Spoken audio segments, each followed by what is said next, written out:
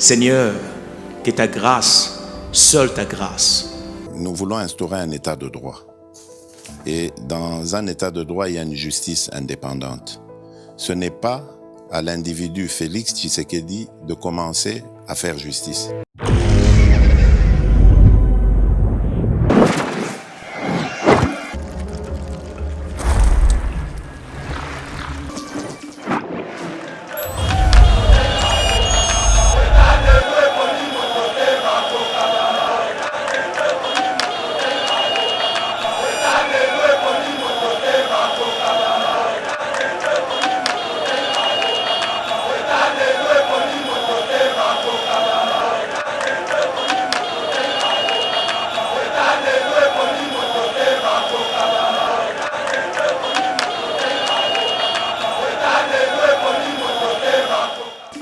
Armée comme pour nana yango et au créer crise mais nyonso nazo yebisa Kabila eza la hypothèse ya liboso ya sécession eza la hypothèse ya mibale ya itinéraire soki lisasi moko betami a na Congo bakoboma ye dialogue oyo saniko ezosala ezali ana eza lokuta ezali dialogue moko basé sur les intérêts des individus baza na besoin kaka basepelisa Kabila eloko oyo balingi basala toro tokotelemela bango bakomeka yango te.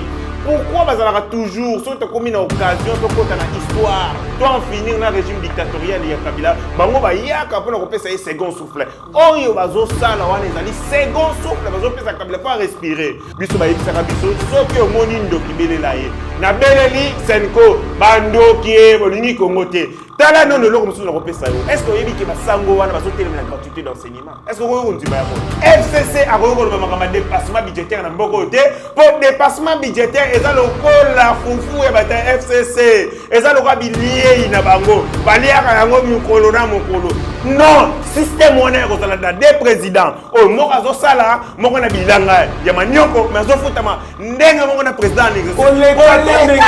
président c'est trop et donc voilà il faut et là. Et dans un état de droit, il y a une justice indépendante. Ce n'est pas à l'individu Félix Tshisekedi de commencer à faire justice. Bonjour mesdames et messieurs, bienvenue dans notre émission Éveil patriotique, une émission où nous vous parlons de la politique de notre pays. Non seulement ça, mais nous proposons aussi des solutions de sorte que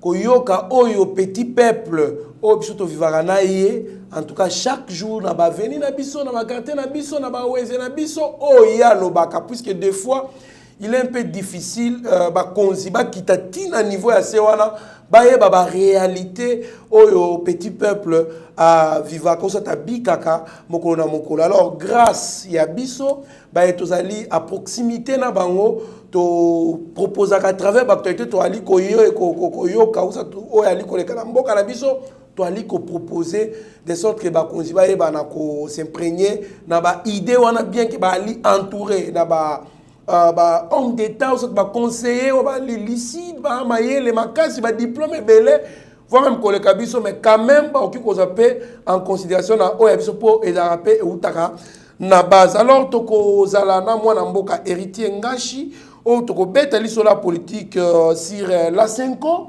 oyo bato belé bali ko mituna yepe abandi consultation na ye acheli président de la République libaya topé ali nini parce que tomoni 5 ans ali kotambola côté ya bayi politique pona ko solona bango to ebité eloko nini ali caché na makambo wana ya 5 ans toko beta lisusu lisolo ya FRDC yali bongo armée bali ko dénoncer manipulation ba homme politique bali ko tinda mitindo moko ya mabe po ke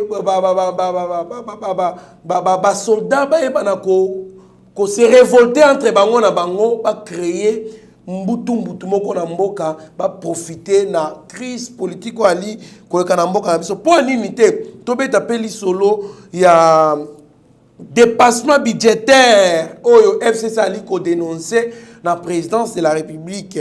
Et bon, tolo bapeli solo, y a ba gouverneur oyo, ba bensi bango a kota ministre intérieur pour ba participer na ba consultation. Or, ba ebele y a ba gouverneur ba li batu ya FCCP. FCCP ba na sa position na que a participer na format ya consultation au mokonzi ali ko salate na mwana mboka e itenga shinde to ko beta ma nyonso na oti ko loba e bongo to ba oyo koleka na sima mwana mboka itenga shimbote mbote ndeko journaliste Trésor Kandolo, merci pour l'invitation nayo et ça la plaisir to kutana nayo bo na kati ya plateau to échanger avec les Congolais to pesa bango mayele makanisi na biso pe proposition na biso ezaka na lolenge ya kosala ka boye to ko contribuer na avancement ya mboka na biso Congo. Merci beaucoup. Nous vous annonçons déjà les retours de Abbé Cholé, communément appelé comme ça, l'IDPS Trésor Lumbu, Azonga qui déjà na Kinshasa, bike akufa ki maman na iye na absence na ye wana ki mission ya parti na Bandundu côté d'aki kuna côté à Kikwit, là je parle du grand Bandundu. Alors Azonga qui déjà banda lobby avec na Kinshasa boye bake azara okiko benga ye pona ko souhaiter la condoléance ko fortifier ko réconforter par rapport ya likamo kuté nango maman bango akufi pourquoi pas pe ko sungaye po akunda maman na ye malamu aza déjà na ville province ya Kinshasa. Mwana mboka héritier Ngashi la Senko depuis un temps tu remarqué que Senko ali ko tambola et pas baï politique pour na kosolana bango to monaki mokozamboka yambaki bango na cadre ya ba consultation à notre grande surprise to moni pe lobby wana Joseph Kabila yambi bango excusez-moi na pokwa nango bakendaki suko kutana mwana mboka Martin Fayulu bakuta na ye basoli na ye to yebiba o basoli na ye na basoli na Martin Fayulu te to ye komona isusu bakutani na premier ministre mokolo mwalelo au juste ezali libaya bacheli mokozamboka ezali initiative mokozamboka muto atindi bango basola Martin Fayulu basola président et puis basola premier ministre to ali nini auto ali ko vivre na mboka et ça lingai pasi mingi ya komona banganga ya Nzambe pour qui j'ai beaucoup du respect bas à la tremper na magui ba descendre si bas tina niveau oyo est-ce que boyebi yango na mboka oyo ndeko journaliste ezali kolo ya Senko wana ke Kabila lelo azana ba beki bango mutu ba pesa Kabila beki na 2016 biso to linga to sila na déjà na Kabila na régime na ye ya moyibi régime na yo e bomi ba congolais mais grâce ya ba sango oyo bazala ki lokola beki ba permettre que Kabila survivre et loko ba lingi ba sala tour toko telemela bango baromeka yango te.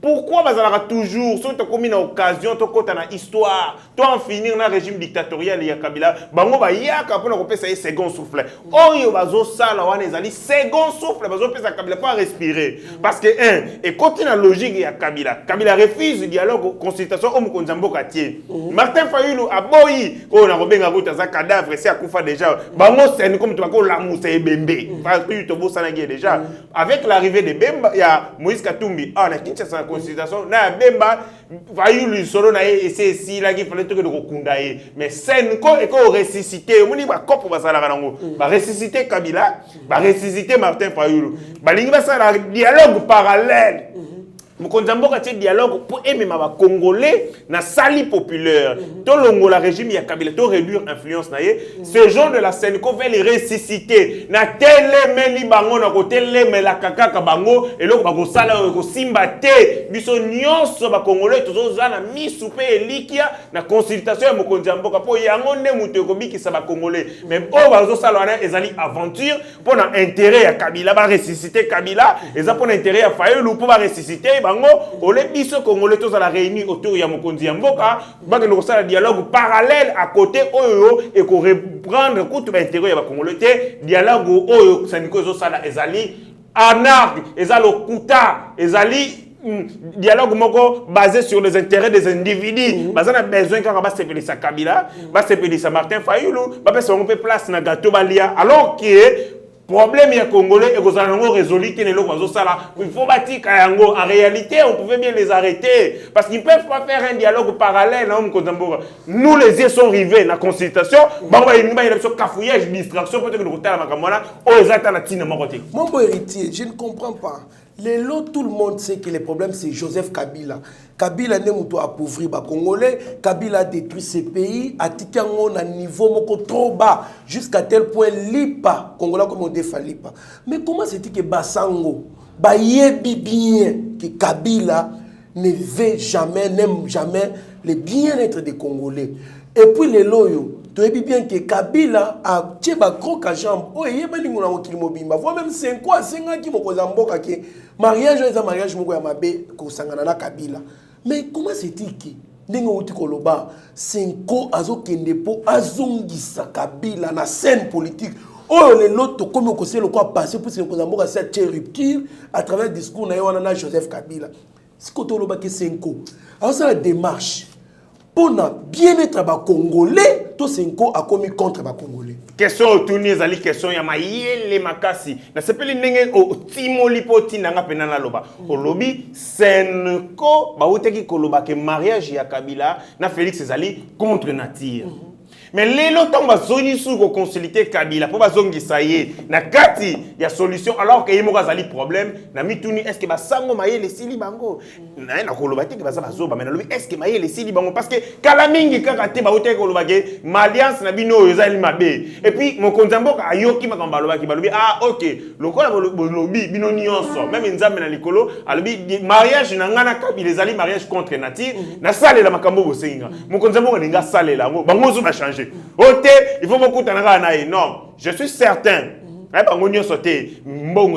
Parce que stratégie à Kabila yango wana amener une partie de la classe politique, de consultation, tu as crédible, tu as chez Mamoussou. Amener la communauté internationale, na kotinda ka mbongo, bazo tambolongo na ba mallette, pas ba agent de course naie, na ba capitaux africains, bazo kende ba capital africain ba pays awa na Égypte, ba kende na Kenya awa, ba kende na Afrique du Sud pour que ba convaincre la communauté internationale réfléchir, ba telle la idée à consultation pour que ba landa chemin na bango. Ba tunyo so ba telle la consultation 1, baza ba congolais te, 2, ba lingi Congo te, 3 bazaba ndoki ndeti basango oya catholique wana bazali bandoki biso bayebisaka biso soki omoni ndoki belela ye na beleli senko bandoki bolingi Congo te tala non loko mususu na kopesa yo est-ce que oyebi ke basango wana bazotelema na gratuité d'enseignement est-ce que oyo nzimba yango batu wana basinvestir pour que possibilité pour konzamboka pesi biso batapasi bana ya nini to que les classes to réduire inégalité sociale classe za la terre non pour que la classe faut za mona ministre même ngai mona papa nanga siraka na rota en classe mais basango oyo bazali na mission sociale ya église bazotelema na gratuité est-ce que bato ça normal est-ce que bazo ndokité mwana mboka ezali pasi mingi toti kotanga tango mokonzi mboka yambi Fridolin ya mbongo na lettre oba pesa ki mokonzi mboka ba sengi mokonzi mboka a agir selon ba prérogative na ye ya ko dissoudre l'Assemblée nationale donc selon article 69 balobi il faut à dissoudre l'Assemblée nationale puisque ezali ko travailler pour na bien-être ba congolais mais les mêmes 5 ans les lois qui ont coûté à la Joseph Kabila, pendant que Kabila a côté la dissolution de l'Assemblée nationale, au juste balingi nini. En fait, Banganga Nzambe, ils sont contactés. Tant que ambongo bayambi comme cinq côté mais bayambaki comme cardinal épiscopo il y a Afrique centrale bango bayambi bango na cadre ya senko nde bayona ba chole ba tout ça bazana musique na bango elinga mbongo yobi na minute o mabonje ko ta soutenir église catholique la rezala soutenir kala mbongo commandé fidèle balongwa na bango non seulement fidèle balongwa na bango mais libenge fulu ka soutenir kala biso église catholique za ba 4 messe 5 messe na minute bango ba moi quelque chose na cadre de consultation et on est mituni est-ce que baza penda ba sali la nzambe est-ce que bakoko yo que le peuple congolais mawate est-ce que to ko bunda elongo te poto réduire anti valeur o ezali régime ya Kabila régime ya dépassement budgétaire régime à Moïbi, régime à Kobo Marabatu, régime à détournement, régime à exonération ya lokuta ya ba force commune basango balingi ba ressusciter sous Kabila lelo na scène politique congolaise pour permettre à Aloba à s'imposer alors que biso nous avons besoin de éliminer to longola to kata même page wana ya histoire politique comme na Kabila pour te effacer histoire ya Kabila te mais to kata page ya Kabila ezali histoire ya soni pe ya mawa 18 ans ya échec 18 ans ya chaos 18 ans etiki mboka na abîme na gouffre na potopoto. Merci beaucoup Mwana Mboka ezali pasi mingi Mwana Mboka après avoir basango kokuta senko kokuta nana Martin Fayulu a commis un échange important, un échange constructif pour les pays. Mais à continuer le biboé, résoudre la crise de légitimité est un impératif pour engager la RDC dans la voie de la paix, du développement et de la prospérité. Ça, c'est Martin Fayulu qui dit ça. Moi, est-ce que les lots oyo, crise, il y a légitimité, ezali, to, crise oyo, ezali, qui est mokozi mboka, aliwana. Mais tellement qui majorité parlementaire, te, Kabila, oyo c'est quoi qui okutana naye. Nde muto aliko tia ba moyen nyoso tuna ba adepte na ye ba tinda na gouvernement na ba député na ye de sorte que ba empêcher mokonzi mboka ayeba na ko changer vie ya ba congolais te oya ko changer te pendant 18 ans de sorte que a effacer bango na scène politique te pour na 2023 na élection ko ya ba yeba na ko na discours lo ba ke tala ye pe o me ko pesa confiance a ko quitter c'est que biso to ko zonga poto faire mieux que ye mais Martin Fayulu nous pleurniche toujours sur la légitimité du pouvoir. Est-ce que vraiment, en tant que politologue de formation, est-ce que crise la légitimité et alika kanamboka oyotope alika Martin Fayulu akoluka moyen ya côté lokoni ne sila kate. En fait, Martin Fayulu azali joueur à cafouillage. Donc entraîneur à côté ici na terrain ayebi ke arotia na ye elokote. Mais yo musala na ekena rotuta ke no buka joueur wana attaquer à cas adverse pour que permettre que biso to beta na supériorité numérique. Martin Fayulu azali cafouillage, joueur à cafouillage au FCC à côté. Il faut qu'on multiplie les obstacles. Ora ba caprice. Ote biloko ngo tolia biso ngo te leka ya mafuta. Ote ndunda bote e bodini biso to linga te fufo leki makasi. Ce qu'on va sortir obstacle wana ba Fayulu. Ba créer Fayulu. Tant Fayulu la crise de légitimité. Lobi oyoka susu mususu ayote photo solo na makama mwasi na nga na kata consultation pour to kota. Mususu ote lupa na nga ba kata ka photo kota ni non. Donc ba so multiplier obstacle pour que ba commissaire consultation kilo lourde. Dès que comme kilo et qu'on résout le problème de la mais on est sur les agitations ya pamba parce que mon conduire mboka waza loka train muto a train nenga tiakika boye azonga susi mate vitesse ya croisière to kende gaga ba Fayulu ba ko ya ba momoko ba Kabila ba ko ya ba mo les chiens à bois la caravane passe on ezama kelele ya ouedi crise ya légitimité existe à sauter. Je vous dis une chose ngaza ba tamba ya Fayulu ba petit na ba tambola ba ki vota futa ba mutu bien te pour vivre na fonga matin bon makasi via fonga matin amena kutuba ikeba moi Kamar yo kutu yo Kamar bon kuna na place à Faden ou place à solo jarai futa ata mais bien engagé 20 chèques kuna ko futa l'état futa raté pas quoi futa raté ba to atava nzala ngaza na ba mi piaka ve fo esprit parce que muta bongo hôtel ka o zaka na 10 personnes a ko futa bango te bongo ba congolais 80 millions d'alinga futa bango Martin Fayulu ba ninga na ye ba yebisa ka bien ti kama kambo o ya crise de légitimité Congo za na crise de légitimité te peut na ba institution véritablement démocratique o ezali installé reconnu sur le plan national et sur le plan international. Est-ce que Yosso Yoka Moutakufi a contesté le régime à Félix?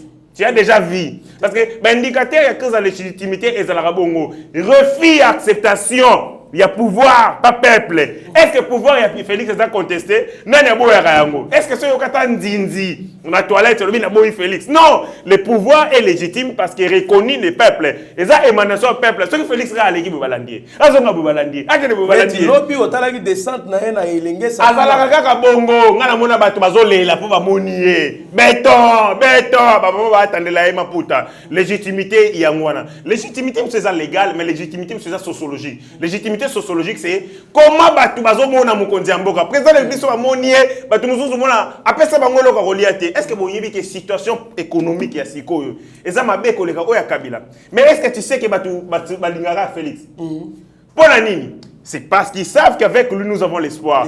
Félix Azalorandeti, maman Alam Babiloko, mais pas na balien honte.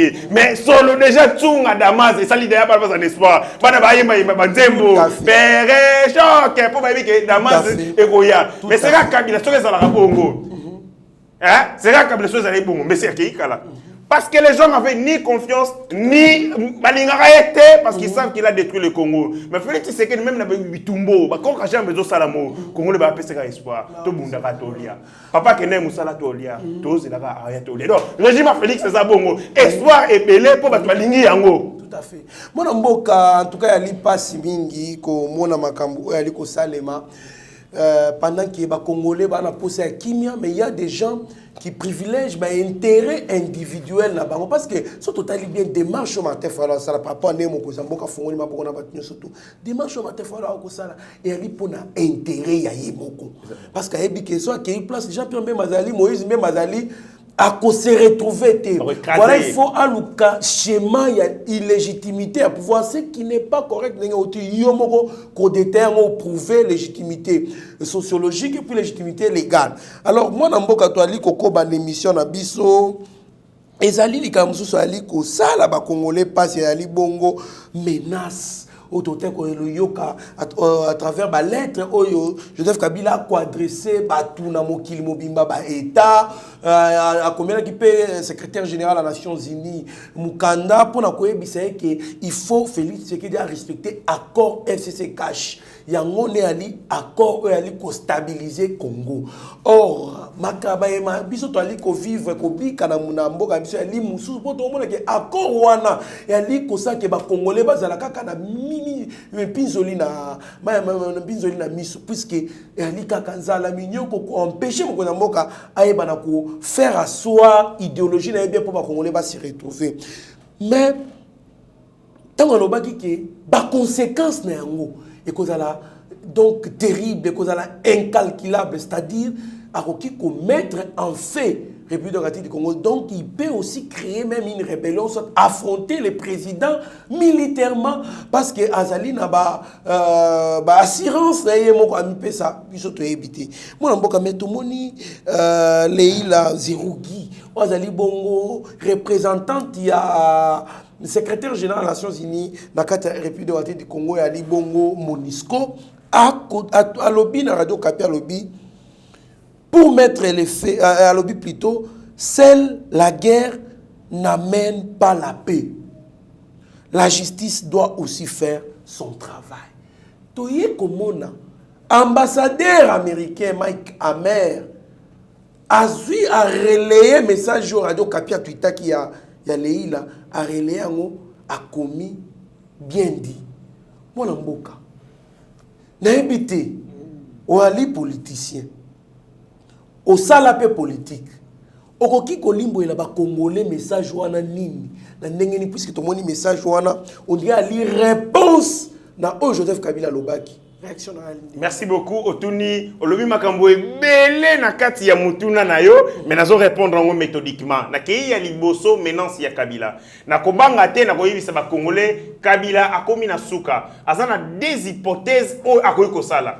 Ya liboso akoyi koluka a créer sécession ya Grand Katanga. Donc espace Grand Katanga nyonso a créé sécession. Comment voyager kuna?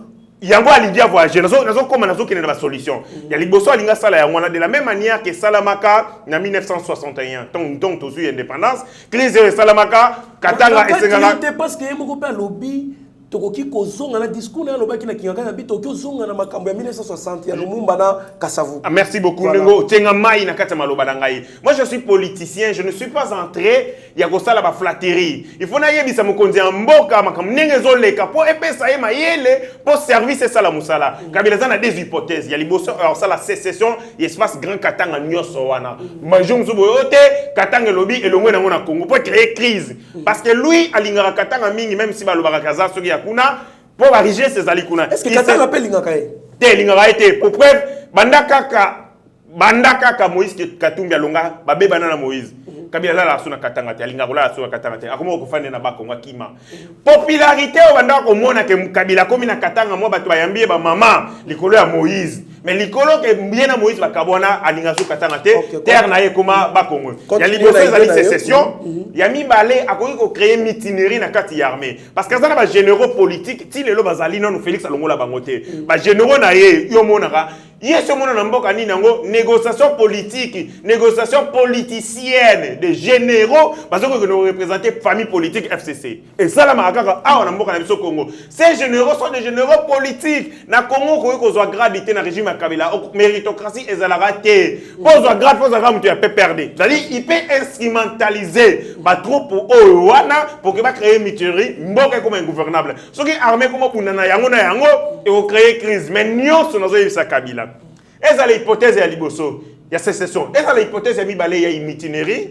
soki lisasi moko betami a na Congo ba koboma ye moi mboko oza sina mamolo ba assurance no zo utawa je l'ai dit pourquoi bis batu mususu ba ali ko banga tout ce qu'il va faire c'est à sa défaveur a créé sinani sécession communauté internationale de la même manière que basala en 1961 batinda ba militaire ba kenda ba bombarda ba na Katanga pour ba récupérer Katanga de la même manière une grande opération militaire ya communauté internationale ko sala na Katanga so ameki ont déclaré sécession Mbumero beta kuna Mbumero beta ti ba neutraliser deuxième opération so ka sali mutinerie to identifier to localiser ba poche de résistance ba généraux wana o ba ba ours mal léché o ba ko telemela unité, il y a armée dans la nationalité, ils seront démantelés. Et alors, là, facilement, Kabila va dans ces pays. Il partira calmement dans ces pays. Il y a des hypothèses. Soit il sera atteint d'une balle, voilà, parce que la communauté internationale voudrait lui rendre compte. Justice congolaise voudrait rendre compte.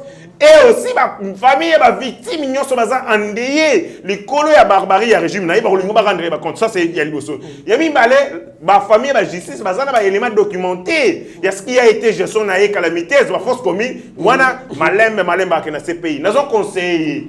Ndeko Kabila, bateau va s'appeler na balingi. Nous avons conseillé makasi. Biso tozota la politique n'engezokende. On regarde avec finesse jusqu'où la politique nous amène. Schéma liboso azotinda, on a schéma mibale. Eza mabeza contre-productif pour na yo parce que comme mayo na bo moyi. Ce que me miyo te rotinda on a prison, ti kama kamwana. Moi je te conseille arrête la politique kende na yo na kingakati, mokola balio na yo, sala bilangano andunda, sala bilangano batemele revivre ta ebele na mboka auto lito mona kayo. Merci beaucoup, mon Amboka, puisque nous avons parlé des mutineries au sein de l'armée qui pourront être, ou ça qui pourra être créé par Joseph Kabila. Et puisque nous avons aussi parlé des généraux du FRDC, directement, dans une question qui réservée Koutou, parce qu'on en parle déjà de l'armée, mon Amboka, tout général Léon Richard Kassonga a dénoncé qu'il y a une campagne pilotée par des officines bien connues pour démoraliser les troupes et les pousser à la révolte. Nakati ya armée. Ouais, les alibongo porte-parole, cette communicateur, il y a armée congolaise Moutali Koloba.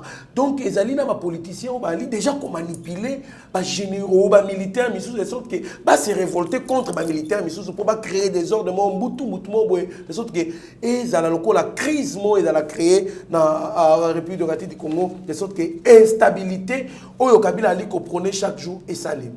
Nagosenga na ba service de sécurité nyonso. L'armée, la police, les services de renseignement bazwa très au sérieux ba alerte autozo sala yango. Et sengeli ba surveiller ba ennemi ya nation au plus près. Ba tala ba geste na ba mouvement na bango, ba fait na bango nyonso faut ko tala yango, ces gens menacent la sécurité du pays. Pour na ba intérêt na bango politiciens, ba comme même au niveau où ba lingi ba jouer dernière carte. Carte na bango ya souka se mettre les pays à fait pour que le pays est comme ingouvernable. Pour justifier la possibilité pour nous bango bazonga, le pays est à fait, troisième larron et l'ongoli ba politicien, un général comme chef d'État, ça nous ne voulons pas. Les services de sécurité doivent être mis à pied d'œuvre par la bataille à Makambu, très bien. Par rapport au lobby, tout tu peux apprendre. que état-major général et longwe ya FRDC et longwe na mongalema et que na kan kokolo balobi c'est relatif parce que kuna babigo koma ki mukie espace ezala ki mukie et puis ça entre dans et continue déjà il y a eu un plan qui a été déjà bien brossé bien établi qui est trop tard kuna mais seulement il faut reconnaître que dans sein de l'armée il y a beaucoup de remous il y a eu 4 officiers 4 généraux les autres avaient boudé ba généraux de l'état congolais ba boya ya armée ba yate na parmi les 4 généraux il y a eu des congolais et des généraux congolais et des Tutsi batu ya nyamurande bazaki comme espion te osatu bazaki ba patriote bazalaka on a des Rwandais dans l'armée bayaki na esprit patriotique ou bayaki comme espion moboy non mais vous savez ce que ça la stratégie politique il y a quand même des banyamulenge ope bazali na bana posa ba vivre na bango na kimia il y a certains d'ailleurs bazo akise que azali soube na Moïse na ngam ne mutu ba ali ko lukaba créer ce qui n'est ni bango bazali prêt ba vivre na bango awa comme des Congolais. Tout à fait. En fait, la stratégie politique lorsqu'on conçoit eloko moko contre Bino et que vous n'êtes pas au courant vos poli.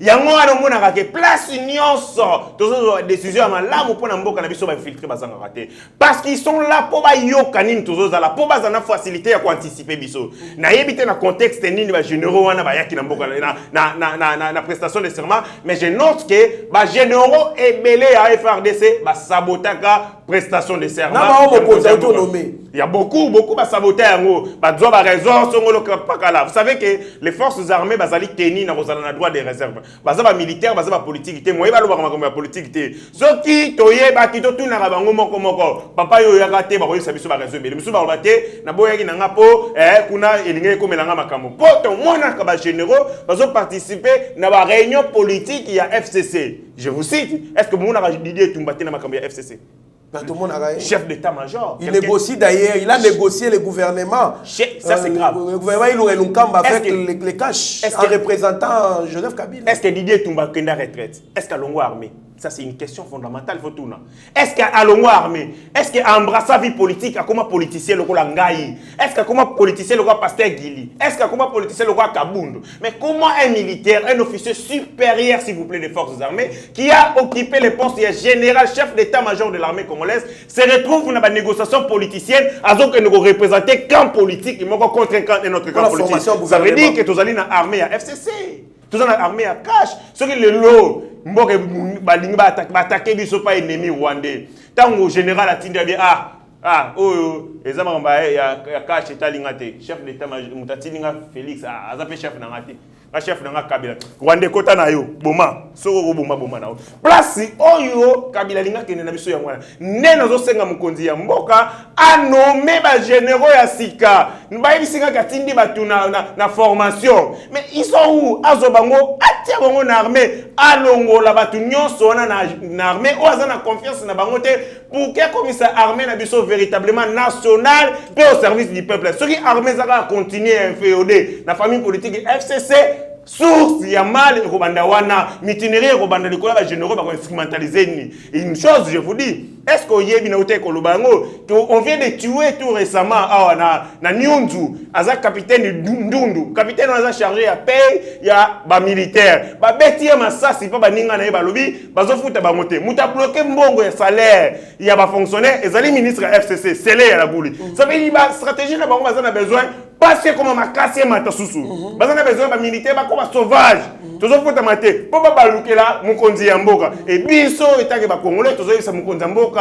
fongola misu tala mwana mboka héritier ngashi makambo tobimisa eswinga na mutema et ali passe mingi puisque vous avez parlé du blocage des finances la répartition des ministères entre FCC et Cash était une grosse bêtise. Tous les ministères d'argent, mines, portefeuille, finances sont dans les mains du FCC qui utilise pour créer des mécontentements dans la population. Et toutes les entreprises publiques aussi. Ça, c'est les candidats malheureux au Yonani, Noël Chan qui a dit ça. Okay. Moi, Mboka, autobus c'est quand mon bolobi scellé, il y a la goule, ministre à finance. a bloqué mbongo ba militaire. Bloqué mbongo pour pas se révolter. Au moins que par rapport il y a déclaration il y a Noël Chani. C'est quoi votre réaction? Biso, au moins biso zali ba politicien auteur au la théâtre na TV. Tu as qu'à manier la ko réfléchir en profondeur.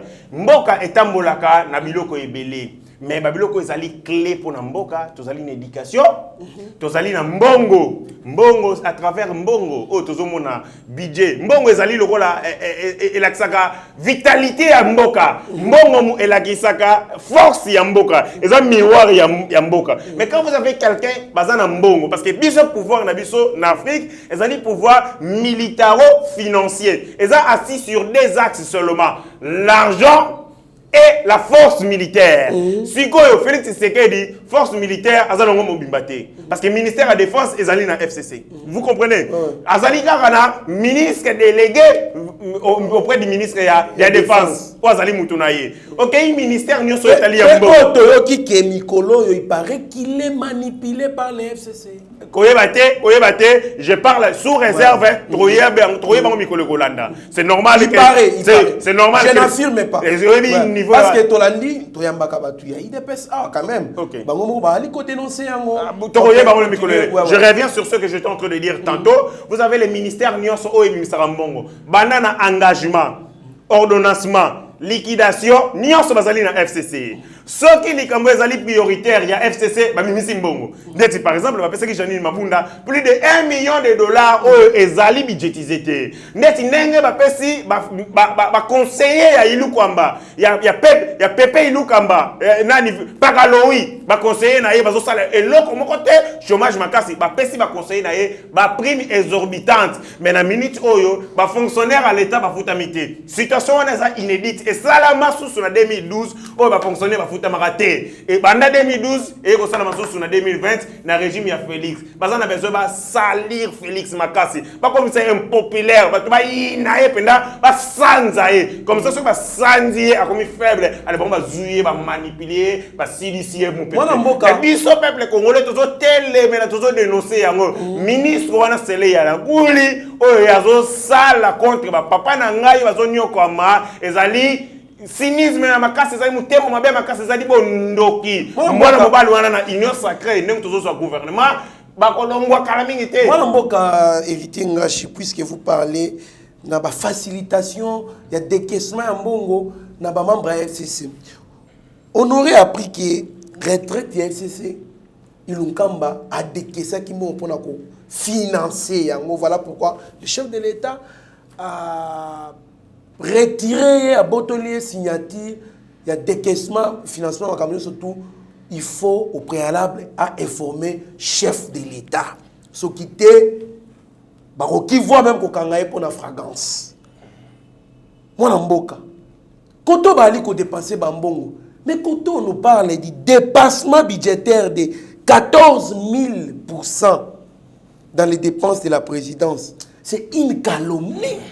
Ou c'est contre le président, ou soit c'est une réalité. Solo là, nous devons lobby ezalaki plénière consacré à projet de loi et à reddition des comptes. Reddition des comptes ezali exercice où permettra total le lenge kani budget antérieur ou akale salemela gindengini en termes de prévision. Est-ce que exécution nango ezali qui respecter ma prévision ou il y a eu des dépassements? Na yo ki batu ya FCC babandi ko piolo la. FCC bazanga soni batwana. Ezalo kandeti muyibi aucho yiba. Abimina ndaku bakomobelela moyibi akomina nzela ye bakomobelela mutu mususu moyibi bokanga ye FCC akoko ba makamba dépassement budgétaire na mboko te pour dépassement budgétaire ezalo ko la fufu ya bata FCC ezalo ka bilier na bango baliaka yango mikolo na mokolo na 18 ans ya reine na bango chaque jour dépassement et puis eloko ba utolo beza grave ba lui dépassement ezali à 14 000%. Je me dis est-ce que bata FCC mayele kaka ici bango na mutu il ne faut pas voir trois yeux pour mon crise des années. Donc, à l'objet que bata FCC baza avec le bamona raté. Pour y aller misu mi balé bomuta moni crise des années. Donc, je note que en plus bazanga misu ya omona bazangi sou mayele. Félix Tshisekedi azui mokonzi ya mboka en 2018, dépassement budgétaire de la présidence ezalaki 901%. Vous notez 901%.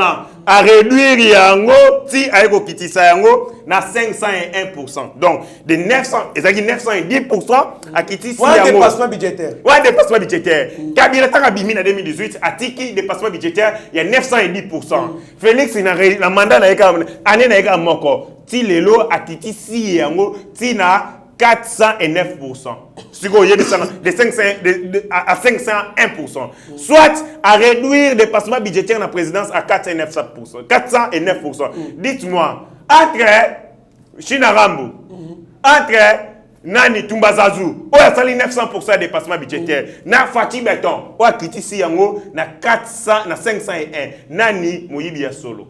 Battu FCC bazobosa na ke contexte na no oyo mukonzi mboka bibisi mbongo wana pona ni 1 mbongo bafuta ka Kabila 7 millions de dollars na mbongo 700 millions, c'est 7 millions, je fais des calculs, ça veut dire on le paye 680 000 dollars par mois multiplié par 12 mois à comment on a 7 millions de dollars par an. 7 mbongo wana ezalaki budgétisé té Félix afuta ngona mbongo na ya présidence tolongoli wana Kabila alongwe na présidence tala mutema mabe alongoli na bambetwe na bakiti Félix Mokonzi ya mboka s'il vous plaît azangi esika kolala donc chef de l'état lala na etoko Mokonzi ya mboka ya Congo akenolala na etoko Mokonzi ya mboka azangi esika kolala il était obligé à aménager esika bon place c'est tout ce qu'il y a et sali que mbongo ezala train de vie ya Kabila na avantage ba accordaye na loi portant statut dans ces chefs d'état ebele ezalaki budgétisé te nyonso ezali ga na kati ya mbongo o ya Félix en plus pour mon mboko le roi Congo to na des présidents de la République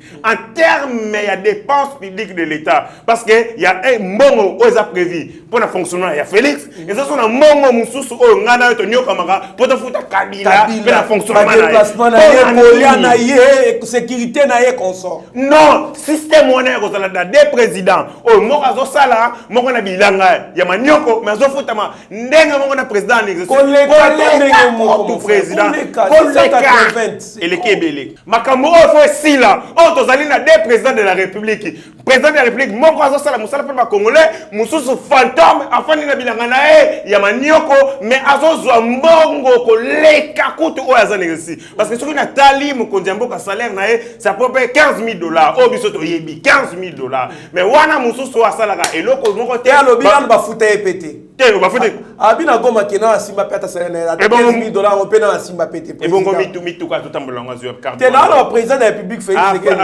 alobaki na goma biku tunano afuta mati Félix Fatih Beton azana souci ba congolais mbongo wani lobela ke loko te c'est rien Félix ko mboka mais makambo ya kozana na des présidents moko ya fantôme aller en mbongo ya l'état sala ke loko te na président zonyo comme il faut ici là ya wana na consultation makambo wana loi portant sortie d'ancien du chef d'état to supprimer yango carrément ba avantage wana eza indi eza exorbitant ko pesa mutu 7 millions alors que papa n'a fonctionnaire aza incapable ya refuta mata 400 000 francs. Merci beaucoup mwana mboka to komi presque na souka émission na biso une question que vous allez répondre presque en un mot. L'appel des gouverneurs à Kinshasa par les vice-premiers ministres et ministres de l'Intérieur, Gilbert Kankonda, Bengsi, les gouverneurs, nous surtout, ils participer à la consultation. Pendant que la majorité des ministres et les gouverneurs plutôt, bali à FCC. FCC a ça qui mot d'ordre qui va participer. Bakoki koya pour questionner mon kozambo kate. Et là que zali boyi ndeko na ngai. Bandeko wana ba gouverneur ya FCC bazape quand même batou.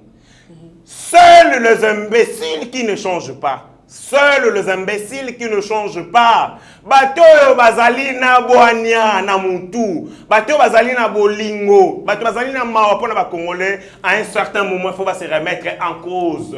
Faut ba lo bato bo mitro. To komisi bato ba piaker trop. To komisi ba yayo ba célibataire à vie pona bazo mbongo ko bala te. To komisi bango ba Salomon ba la na salon likolo na moyibi na biso. Trop c'est trop faut to arrêter. Possibilité to récupérer même si 18 ans ya Kabila gâchis et ça perte y a tant de récupérer à côté mais au moins tout tika que peuple oh yo tout libérer peuple oh ba gouverneur wana ceux qui va comprendre idéologie ya sika bakoya eza bien pour ba mi sauver pe bango moko mais ceux qui ba telemeli bazaka kana axe du mal bazo ko espionner chef de l'état etali bango ndeko nanga mokolo to bongisa ndako oyo bakiti oyo pola ya kala ekolongwa yango moko batwana ya oyo bapola bakolongwa bango moko esika na bango eza na poubelle politique et biso ba congolais to konotika bango tina poubelle politique. Merci beaucoup en tout cas moi Mboka, en tout cas c'est une émission vraiment vraiment il y a touché maintenant ma Congolais puisque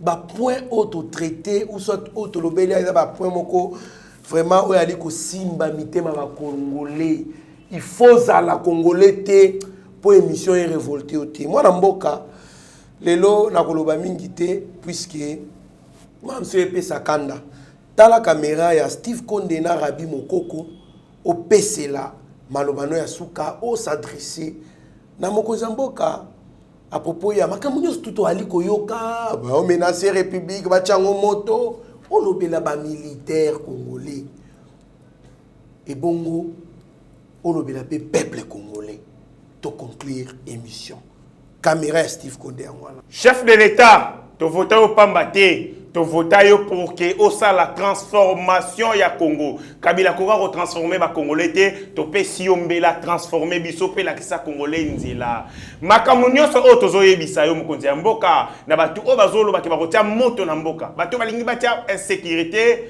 fongola misu maknayo fongola matoi yo kabiso déjouer ba plan nyonso diabolique ya bandeko oyo wana réduire bango onéant lokola ba boyi ko fanda balingi bon vouloir vivre ensemble té et siga na bango ezali na prison ba sekeli bazala na biso té militaire Kabila oyo bozo soutenir atiki bino na salaire ya combien atiki bino na vie ya misère il faut bozala mayele muto a détruire bino muto a poporiser bino muto a silisi bino valeur armée congolaise ezaki parmi armée ya malamu na Afrique to bunda bitumba na deuxième guerre mondiale to bunda bitumba ya Gambela to bunda bitumba ya Sayo to bunda bitumba na ba Égypte na ba Libye mais Kabila comme ici armée et loko ya Sony oyo ezanga valeur même Rwanda comment commenter biso respect peuple congolais bazoko sabino papa politicien ya mutema mabe bozala lokola bana Égypte te bana Israël te bakufaka na désert likolo ya kozanga boyebi pe ingratitude envers Moïse Félix Tshisekedi azali Moïse ya Congo et sengeli to soutenir ye amema mboko yo na terre promise bino muto bozo yima bino muto bozali envoûté bino muto bozali perturbé bino muto bozali manipulé vous risquez de mourir dans la traversée. Traversée, ça la passi. Et ça la même la condition, mais seulement les plus forts, seulement les plus résistants, seulement les plus ténaces. Je crois à un Congo nouveau avec le nouveau Congolais. Merci. Merci beaucoup. Moi, Mboka héritier Ngashi, Mokozi Mboka Nasira Yoki. En tout cas, Mokozi, il faut être vigilant. Mokozi Mboka pour déjouer. Mayele ya mabenyo surtout na baliko comploter contre République démocratique du Congo. Tout le monde sait que bozali na posa ya kobongisa mboka oyo. Mais il y a batumo boy bana posa ke mboka oyo bongate po bana posa bazala kaka la système wana ya impunité ya corruption, système ya bango banginda bisoto zala kaka wana na ko souffrir banzala et consort. Mokoza mboka, il est temps de sauver la République. Kolanda 5 côtés.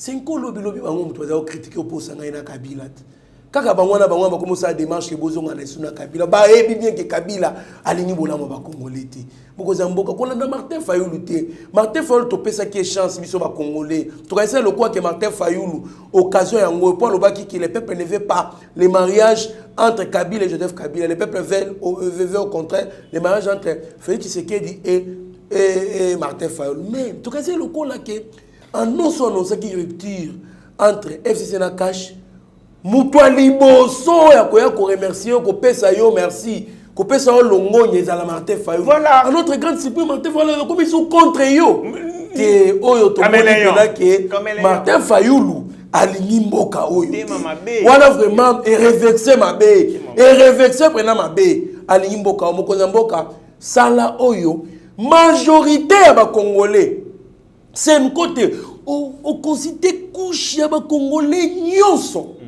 c'est un coup ils allaient une portion ya bato ba participer dans consultation ana avis na bango ekopese te face ya baoyo balobi ke okabwana na Joseph Kabila kabwana na ye mokonzi ya mboka ezali mpona kosunga mpe kochange mboka oyo. Merci beaucoup mokonzi ya mboka olandaka biso tozali sir ke olandi message na biso. En tout cas yaki esengo makasi kopartage plateau moko na mwana mboka héritier Ngacho azali batu oyo bali kobunda bali parmi bato bakozala na mérite ou soit na ba médaille d'or ya bouleversement oyo ali na kati ya kosalema po Congo etombwama Congo epambwama Congo a développé. Merci beaucoup na ba nyonso bali ko soutenir Yeba TV poto kende liboso. Merci na maman Fatou na Suède, merci à mon vieux pire vieux Mathieu Meli na États-Unis, merci à mon vieux Vicky Monama, merci à mon vieux Jean-Louis Fouamba, merci à maman Céline et papa David, merci à maman Clara, merci à madame Claudine Candol à Londres. Merci beaucoup à tous ces mondes-là, Oyobali, ko soutenir Bisso, merci. Na Engoma les pétroliers, mon vieux Stéphane Kankou, moi je loue Kankou, la première en tout cas, Bali, Kopambolanga Tongo Midi, pourquoi? Merci à mon grand frère. Christian Kasembele, merci beaucoup na baignon surtout oyo bali on côté pour Yeba-TV ke liboso Steve Kone la sima caméra Rabi Mokoko Meshak Ochudi, merci à mon confrère Mitterrand Naya, Pasteur Gili, Abbé Cholet, bon courage là où vous êtes. En tout cas qui m'a Yeba-TV, notre DG Shadrack Loholo, en trois coups de chapeau. Restez branchés sur notre chaîne, vous ne serez en aucun cas déçus. Mieux vaut être maître sur silence que plutôt esclave de ses propres mots. Merci. Seigneur, que ta grâce, seule ta grâce. Nous voulons instaurer un état de droit. Et dans un état de droit, il y a une justice indépendante. Ce n'est pas à l'individu Félix Tshisekedi de commencer à faire justice.